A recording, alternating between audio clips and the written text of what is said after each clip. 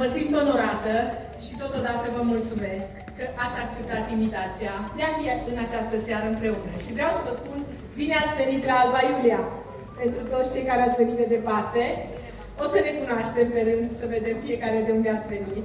Dar este un privilegiu, așa cum am zis, pentru mine și fetele din organizația noastră de femei, cum ne numim noi Consiliul Director, să fim gazda dumneavoastră în această seară, împreună cu niște invitați deosebiți. Așadar, pentru început, aș vrea să prezint persoanele importante care ne-au onorat prezența pentru a ne putea bucura din plin la acest eveniment, și anume familia Stoica, Daniela și Ovidiu. Ovidiu vorbește la telefon, soțul meu vorbește la telefon, nu mă desparte din cauza asta, dar vorbește tot timpul la telefon. Ovidiu? Uite că nu mai vorbește, gata. Te așteptăm lângă soția ta. Nu, au pus apelul pe hold, 5 secunde, spune Ovi, 5 secunde, iubita mea să fie, 5 secunde. Da. Mai zis tu, mai zi o dată. 5 secunde, iubita mea să fie, 5 secunde. Așa să-mi zici de acum, da? Așa. Elena Usturoiu, care este singură de data aceasta, fără soț, dar este are scuze. Să plină în inima mea cu tot ce trebuie. Da. Și o să mai prezint pe rând și alți invitați care vor vorbi. Dar acum aș vrea să vă cunoaștem pe voi. Să vedem fiecare de unde sunteți. Și aș vrea să spun bine ați venit întâi celor din Alba Iulia. Și aș vrea să se ridice în picioare cine este din Alba Iulia.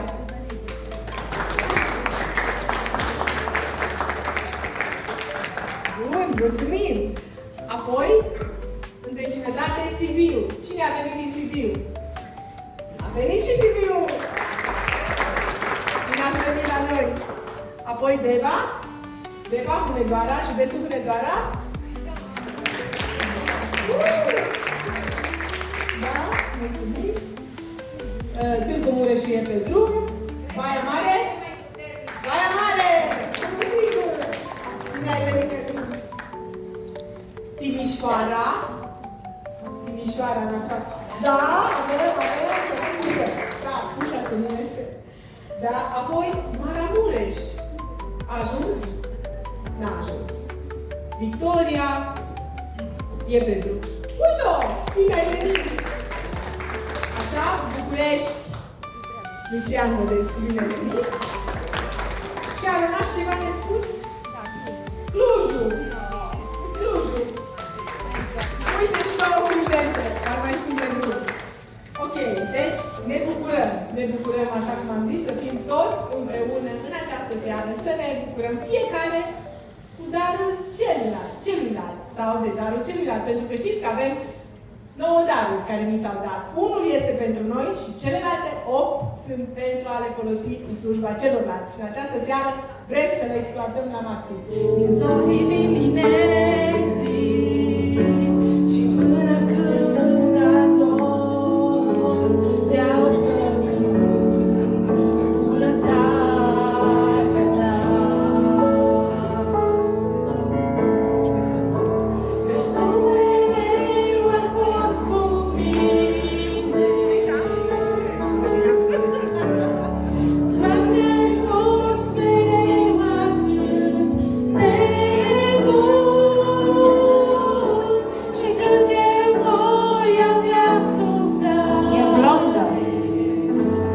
vreau să cânt bunătatea ta.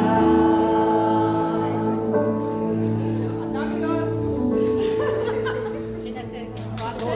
Stabilit în țară de 27 de ani.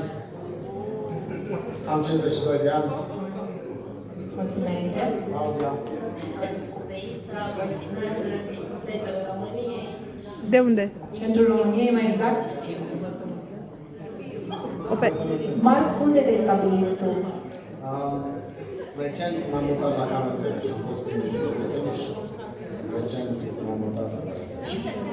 O să pun o întrebare Mai aproape, mai aproape. suplimentară. Cum ai aflat de acest eveniment? De pe Facebook. Bravo! Iată că și metoda aceasta de comunicare este una. Și ce te-ai așteptat când ajungi aici? Ce te-ai așteptat să se întâmple? Nici n-am știut la ce să mă aștept. Am zis să vin, că sunt singur și poate scap de singurătate. Amin! Amin! Trebuie apreciat că a avut curajul să vină aici și vreau să te mai întreb dacă ai găsit ceea ce te-ai așteptat aici. Până acum m-a plăcut. Până acum ți-a plăcut. Plăcută, fain. Oameni faini. Deci asta ne bucură. Înseamnă că scopul întâlnirii noastre a fost atins, pentru că iată un om care... ești creștin? Sunt. Bravo! Felicitări! Care te relaxează cel mai mult după o zi grea. Am avut mai multe activități, printre care cea comună este muzica. Ce ți-ar plăcea să faci mai mult, dar n-ai avut timp până acum? Să călătorim. O a doua trăsătură la care ne asemănăm. Pe urmă, îți spun doar lucrurile comune, da? Da, da. Cum arată pentru tine o zi spirituală reușită? Părtășie care aduce pace lăuntrică. E Dumnezeu aici.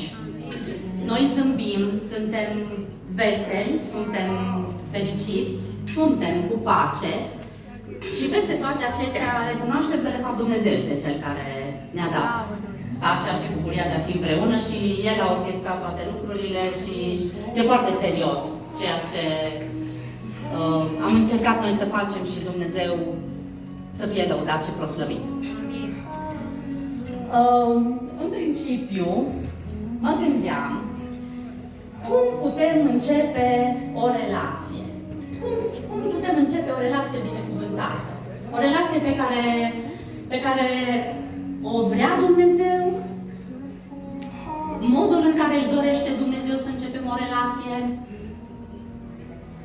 E normal să ne uităm unii în alții și să căutăm să ne placă de persoana cu care am dorit să fim.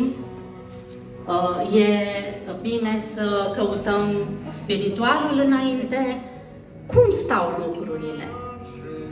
Cred că Dumnezeu are în vedere și faptul că cei doi trebuie să se placă, trebuie să se... baza, temelia pe care ei vor construi o căsnicie. Soțul meu era aici, este, a rămas.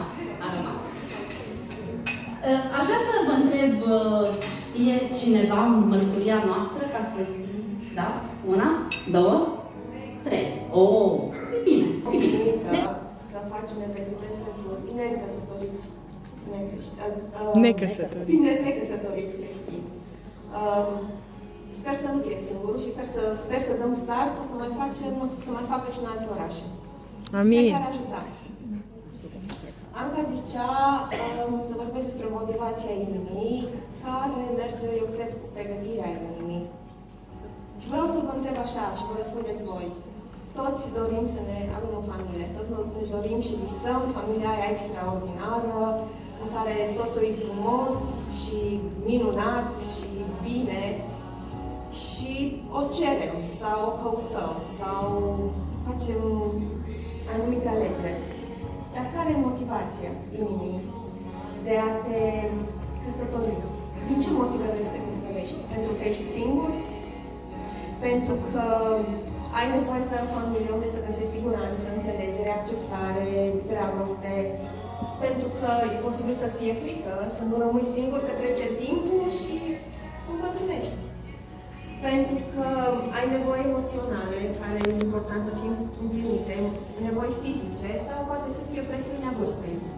Sau mama, tata, frații, prietenii zic, mă uit la tine câți ani ai, ce mai stai? Trece vremea și tu n-ai copii, n-ai nimic, ce rămâne în urma ta? Și chestia asta poate să devină o presiune și motivația de a ajunge să intri într-un legământ de căsătorie, cum vorbește Dumnezeu, poate să fie unul greșit. De acolo îmi spuneau Nikita, pentru că eram extrem de puternică la vârsta aceea, extrem de deschisă, extrem de volubilă, aveam niște capacități pe care nici eu nu mi le puteam explica, dar, cum spuneam, era binecuvântarea de la Dumnezeu Apoi m-am căsătorit, vorbim despre căsătorie astăzi aici, da? M-am căsătorit și am luat o decizie pripită atunci, pentru că mi se părea că totul trebuie să facă la carte